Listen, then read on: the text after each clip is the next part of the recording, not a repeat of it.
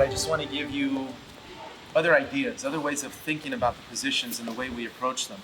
And like I was mentioning earlier, other than closed guard, personally, I really avoid crossing my feet unless it's closed guard. Half guard, I almost never close my ankles, because when you close your ankles, again, you're condemning your hips to where they are.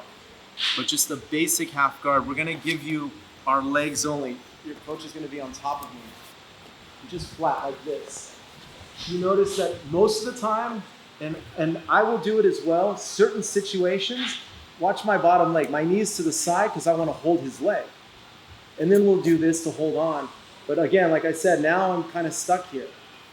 A lot of times for me personally, I'll keep the knees close, but this knee, instead of going this way, stays up. That's how I start to engage his hip and move. If I'm this way, nothing stops him from shooting that leg forward or even coming forward, just leaning his body into me. And now I'm late here. I want to maintain a connection right from the start. As soon as he gets to the half, my knee's up, right underneath his hip. Any forward pressure that he brings, I can come up and exploit. But now from here, understanding that my knee's already behind his hip. Now he's going to start to go for the 3/4 mount. Now your knee comes up. See? And if he gets under a hook here, it's going to be kind of dangerous. If you can, you hold his arm. But your knees never stop moving. I'm like going back and forth, back and forth.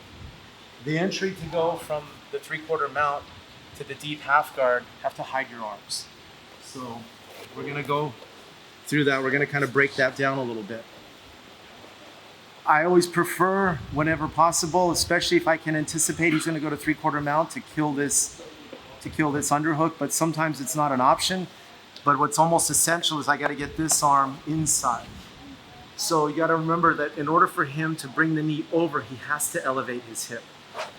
There's the space for my arm. My knee and my arm come through.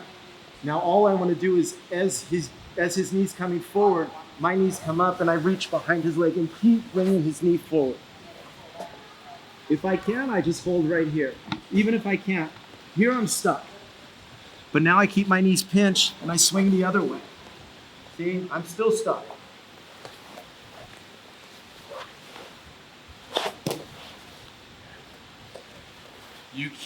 You maintain a 90-degree bend with your body and rotate back and forth, back and forth.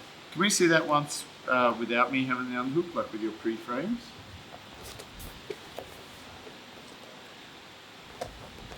If I have an underhook, see, it's still the same thing. All I'm going to do is when you start to bring your knee over, I come under, but I hide my arm. And the reason I want to do this is I make sure I know that he's got a post.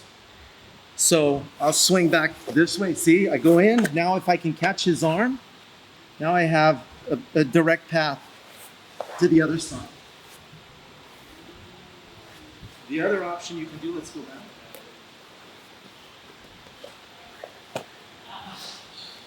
Is if I have an underhook and he goes for it again, I bring him up, I come through, but now I make, here we go. Now it's just a little different. I can still lift and turn, but I can even pop my head out or work my way out of the position simply by using a butterfly hook. But you want to make sure, let's switch. That's why we have an expression, underhooks always win. Even when we're working from in here, if you can get an underhook, you know, it's always better. And honestly, if you make an underhook and the outside leg is not stepping over my leg, there's no mount now. I can't mount. If the outside leg steps over, that stops everything. But if the outside leg is out and he's just hooking with the inside, or he's not hooking at all, his knee's behind me, I have a direct path for my knee, but see? And I have to maintain my base. And if you catch this arm, see, he can go this way, but I have a post. And he swings the other way, I have no post. And he's up and out. This is definitely a more advanced position we're getting into because for me, you're 1 foot away from being fully mounted. So when you bring that knee over, you put them off balance, but you're still in a bad spot. So you need to, how do I extricate myself out of here?